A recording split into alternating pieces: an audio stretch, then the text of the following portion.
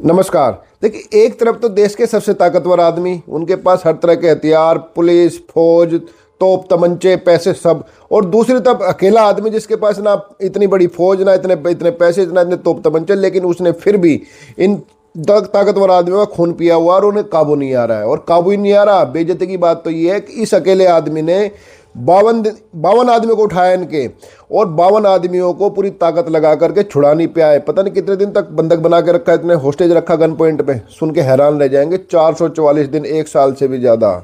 कहानी नहीं सुना रहा हूँ, फैक्ट बता रहा हूँ। 444 दिन। और छुड़ाने की जब जब कोशिश की, इसने जो है ना उनको मार के भगाया। बल्कि एक बार जब फौज लगाई इन आदमियों को छुड़ाने के लिए, तो 8 से ज़्यादा सैनिक भी मारे गए और हेलीकॉप्टर भी क्रैश हो गए आर्मी के। जो है ये सब चीज़ें की इस अकेले आदमी ने।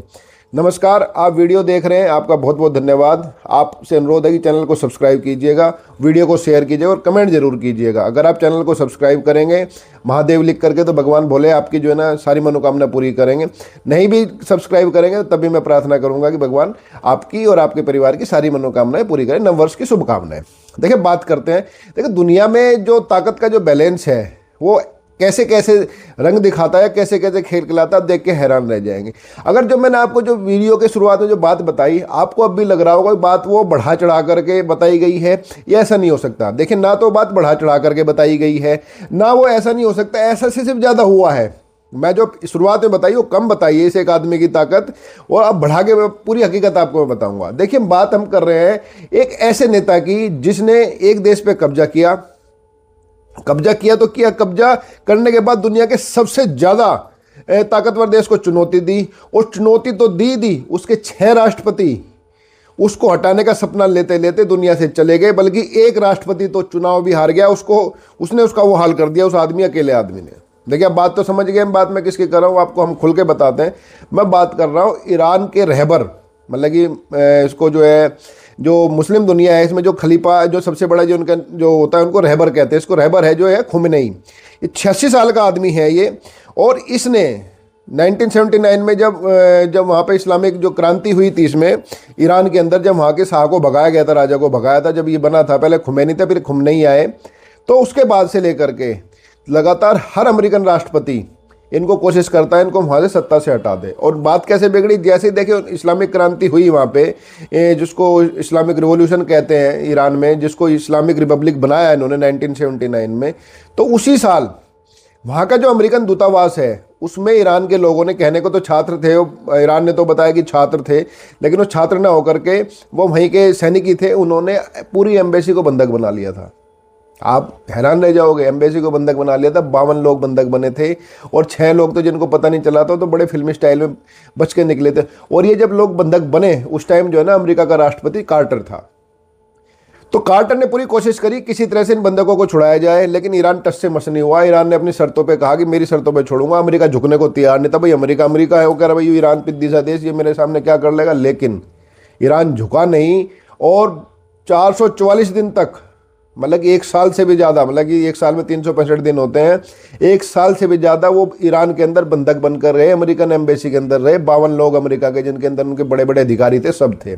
ऐसा नहीं कि जिम्मी कार्टर ने इसको, जो अमेरिका के राष्ट्रपति ने या अमेरिका ने इनको छुड़ाने की कोशिश नहीं करी, छुड़ाने की कोशिश करी, आर्मी तक भेजी, लेकिन आर्मी जो है उस टाइम अमेरिका की आर्मी के जो हेलीकॉप्टर थे और C-130 जो उनका विमान था, वो इस काबिल नहीं थे कि वो जो, क्योंकि ईरान में रेगिस्तान है, तो वहाँ उतर पाए। वहाँ खराब हो गए, इनका हेलीकॉप्टर क्रैश हो गया, और उनमें 8 से ज़्यादा सैनिक मारे गए और 2 हेलीकॉप्टर क्रैश हुए। और ये इतना भारी बेइज्जती हुई जिम्मी कार्टर की, अमेरिका के राष्ट्रपति की, इसमें कि वो चुनाव तक हार गए। देख रहे हो आप, जिस आदमी को हटाने के लिए राष्ट्रपति ने पूरी ताकत लगाई और अपने हेलीकॉप्टर भेजे, आर्मी भेजी, वो कुछ नहीं कर पाए। हेलीकॉप्टर भी गिरे, उनके सैनिक मरे, देश में बेइज्जती हुई और राष्ट्रपति चुनाव हार गया। उसके बाद रीगन आए। उसके बाद जो तब ये मामला सुलटा जब ईरान ने अपनी शर्तों पे जो है ना बंधकों को छोड़ा। ईरान की शर्त है कि भैया हमें इतने तो पैसे चाहिए, और जो अमेरिका ने प्रतिबंध लगाए थे कि हमारी प्रॉपर्टी सीज कर ली, वो प्रॉपर्टी छुड़वा ली। देख रहे हो हम लोग कि एक सब दुनिया की सबसे बड़ी ताकत को किस तरह नचाया 1 साल से ज़्यादा ईरान ने। अब उसको जो है, जब कार्टर चुनाव हार गए, कार्टर के बाद रीगन है, रीगन ने भी ये सपना पाला कि मैं देखूंगा इस आदमी को, लेकिन देख रीगन भी नहीं पाए। उसके बाद आए बुश ने कोशिश करी कि भाई हटावे, दोनों आदमी तो ठीक नहीं थे, मैं देखता हूँ, मैं हूँ अमेरिका का राष्ट्रपति, अमेरिका दुनिया का सबसे ताकतवर देश, मैं इसको खुमनेई को मैं हटवाऊंगा। हटवा वो भी नहीं पाए, पूरी ताकत लगा ली, वो मजबूत होता चला गया आदमी। और हर बार जितनी अमेरिका की तरफ से कोशिश हुई, इस खुमनेई ने सारी कोशिशों को बिल्कुल धता बता दिया। इजराइल ने पूरी कोशिश करी। देखो, इजराइल और अमेरिका तो दोस्त ही हैं भाई, जो इजराइल चाहता है वो अमेरिका करता है, जो अमेरिका सोचता है वो इजराइल कर देता है। तो इजराइल ने भी कोशिश करी, अमेरिका ने भी कोशिश करी। मतलब कि 3 राष्ट्रपतियों का जिक्र मैंने आपके सामने कर दिया।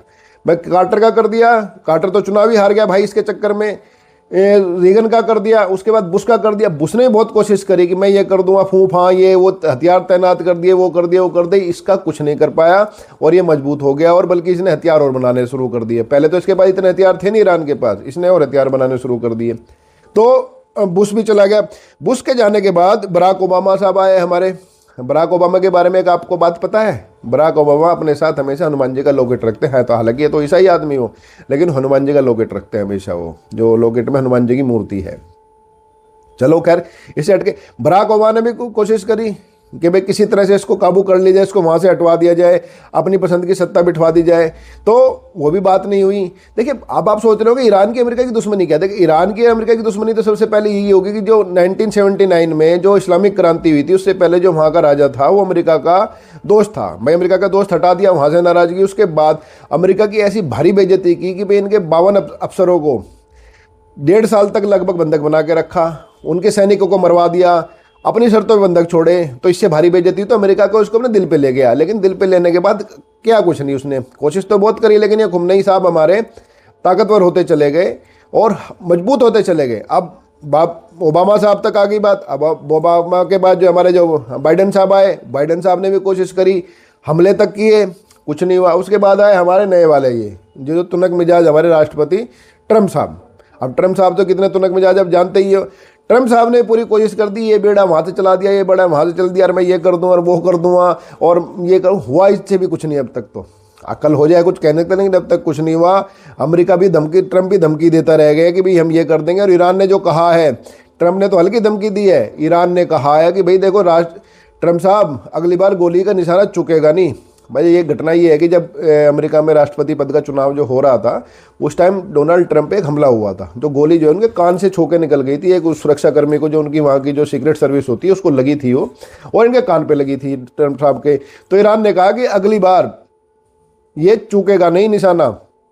तो डर तो ईरान रहा नहीं है, और लगातार वहाँ धरना प्रदर्शन भी हो रहे हैं। धरना प्रदर्शनों को ईरान सख्ती से कुचल भी रहा है, और अमेरिका के चक्कर में बहुत सारे लोग वहाँ मर भी रहे, क्योंकि ट्रंप ने कहा था कि तुम प्रदर्शन करो, सरकारी बिल्डिंगों को कब्जा करो, मदद आ रही है। मदद तो कुछ आई नहीं। वहाँ 2,500 से 3,000 लोग और मार गए इन्होंने गोली चलाकर। जो है खुमनेई साहब की जो IRGC की जो है, जो रिवोल्यूशनरी गार्ड है इनकी, जो इनकी अपनी पर्सनल, जो इसको ही जो रहबर को ही जो रिपोर्टिंग होती है, इसकी आर्मी से अलग होती है, उसने लगभग 2,500-3,000 लोग गोली से फांसी दिए। जब से अमेरिका का झगड़ा हुआ है, पिछले 46 साल में झगड़ा हो गया, चलते चलते 46 साल में 25,000 से ज़्यादा लोगों को फांसी दी जा चुकी है।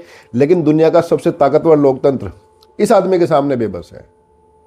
अब तक कुछ नहीं कर पाया। इनके पास ना ऐसी इतनी लंबी दूरी की मिसाइलें हैं, ना इनके पास परमाणु बम है, ना इनके पास समुद्र इतनी बड़ी नेवी है। लेकिन इनके पास जो नेता है, उसके अंदर इतनी हिम्मत है कि तमाम कोशिशों के बावजूद अमेरिका उसको कुछ नहीं बिगाड़ पा रहा है। और ट्रंप भी अब 2 कदम पीछे खींचते दिखाई देते हैं, क्योंकि पिछली बार जब उन्होंने मिसाइल बरसाई थी, हमला किया था अमेरिका ने इसके परमाणु ठिकानों पर, उसमें ईरान का कहना था कि भैया हमने तो सारे हथियार अपने निकाल लिए, परमाणु सारा सामग्री वहाँ से निकाल ली। और उसके बाद जो इजराइल पर उन्होंने मिसाइलों की बरसात की थी ईरान ने, उसे देख करके दुनिया हैरान रह गई थी। तो अब सारी स्थिति ये है कि भाई एक 86 साल का बूढ़ा, 46 साल का झगड़ा, अमेरिका के 6 राष्ट्रपति, दुनिया की सबसे बड़ी ताकत, उस पर भारी पड़ रहा है। अब ये कब तक भारी पड़ेगा कह नहीं सकते, लेकिन अब ट्रंप जो है, लगता है ट्रंप तो आए हैं, कुछ तो करके जाएंगे, लग तो रहा है। बाकी आपका क्या मानना है बताना जरूर। हालांकि जाते जाते एक बात और बताऊं, ईरान के जो फिलहाल जो रहबर है, ईरान के जो सर्वोच्च नेता है खुमनेई, ये भारत के दोस्त है, कि शिया मुसलमान है और भारत के प्रति हमेशा जो हमदर्दी रखते हैं।